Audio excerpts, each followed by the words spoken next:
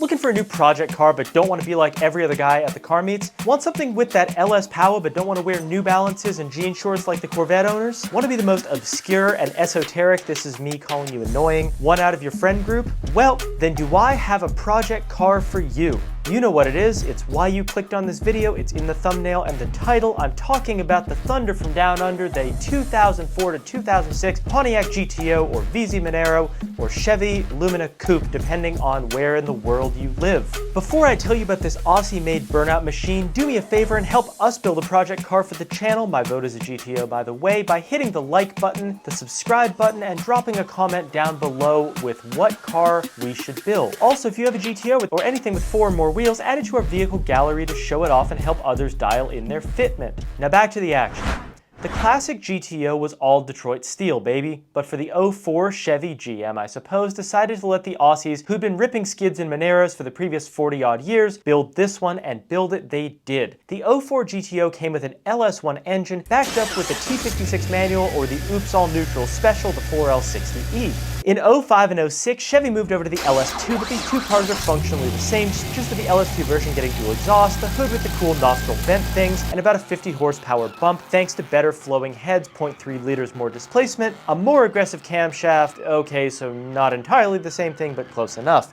Anyway, on to the history of the Pontiac GTO. Well, you've probably heard your dad or grandfather or uncle after 12 beers talk about how this one could hop a Coke can. The 60s GTOs were thought to have kicked off the muscle car era in 1964 and were originally a package for the Pontiac Le Mans and Tempest that upfitted them with a 6.4 liter V8 backed by a 3-speed manual transmission with a Hirsch shifter, making a whopping 325 horsepower. Man, did we ever know how to build some low output motors back then. Anyway, the GTO sold like crazy, and through the 60s and into the 70s, getting bigger and bigger engines that still somehow made like literally the same horsepower for some reason. The final boss of the GTOs was the GTO Judge, equipped with a 455 cubic inch big boy of a motor that somehow made 360 horsepower, but did make 500 foot-pounds of torque, so at least we figured out how to like make torque with all those cubic inches. Anyway, in 1974, 10 years after its launch, the GTO was discontinued due to waning interest in muscle cars, rising insurance costs, and gas prices that were starting to soar. The GTO remained discontinued for 30 years until 2004 when the GTO that this video is about came into play and we got into the Modern GTO. So as I said earlier, the Modern GTO wasn't really a GTO, kinda, sorta. While Pontiac was busy stuffing big engines in small cars and making them go fast, the sick fellows, that we can't say that word in the US, but you can in Australia for some reason, were stuffing big engines in small cars too, namely the Holden Monaro. These were some super cool cars that deserve a video of their own at some point, but the TLDR version, Holden has a history of building muscle cars that rival anything we put out in the US in the 60s and 70s. So for the '04 model, Chevy executives were like, hey, those Aussie boys are ripping some fat skids in these Holdens, let's give them a shot, and flew down to Australia, ripped some Bernies of their own in Monaros, crushed some brewskis, fought off hordes of venomous insects, and flew back to the US ready to bring over our own Monaros. Obviously, the US market didn't know what a Monaro was, so GM rebranded them to the GTO and off they went. When the cars landed in the US, they were a huge failure. As usual, a combination of corporate greed, idiot car dealers, and a sprinkle of bad luck ruined things. The GTO was released at $34,000 American dollars, way too much for the market at the time, and was considered conservative in styling as compared to the other muscle cars available at the time, like the Mustang, the Charger, and the Magnum. As such, the GTO sold kind of poorly, bad for GM, but good for us as shitbox enjoyers, because these cars are a pretty solid package in terms of what they brought to the table. Getting into the performance facts, the GTO came with either an LS1 or LS2, a 6-speed manual or a 4-speed automatic, and independent rear suspension, which you can probably see where I'm going with this. Well, they were some heavy boys at 3,700 pounds, holy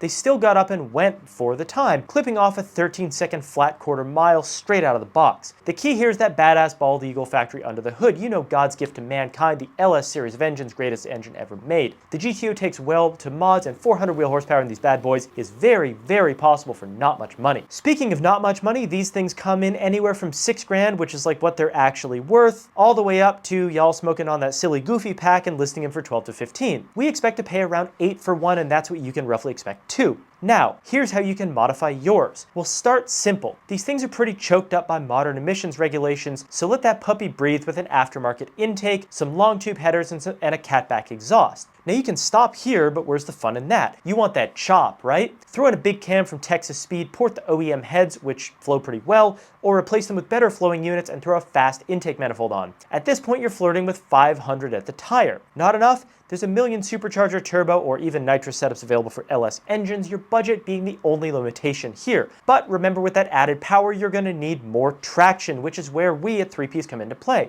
Now, if you're looking for a daily driver setup, some great options are going to be 18s or 19s from MRR, Rohana, or ESR. These cars look great on some mesh or wide split 5-spoke wheels, and any of those are fantastic options for this car. They do come with a weird 5x120 bolt pattern, but that shouldn't stop you from buying some sick wheels, as we can custom drill anything. For tires, a street setup is going to perform well on Michelin Pilot Sport 4S's or Continental DWS06. Now, if you want to say raise hail, praise Dale, and cut some 9s at the strip, swap those rears out for Forge Star D5 beadlocks and Mickey Thompson ET Street Rs, which are going to help you hook it and book it. So, should you buy one? Well, yeah, for the right amount of money. These things don't really have a ton of issues. They break things when you turn the power up, but like every car does that, and out of the box, nothing really all that remarkable goes wrong. That's why we didn't do a full section on common issues, because they're super minor. If you turn the power up and launch them on a radial, the rear end is going to leave the chat, but it does this in lots of cars. The 4L60 sucks, but it also does this in lots of cars, and the GTO itself doesn't really have any game-breaking issues. The biggest issues with the GTOs are the styling, which some love and some don't care for, and the price. If you can get one for under 10 grand, go for it, but don't overpay, just buy a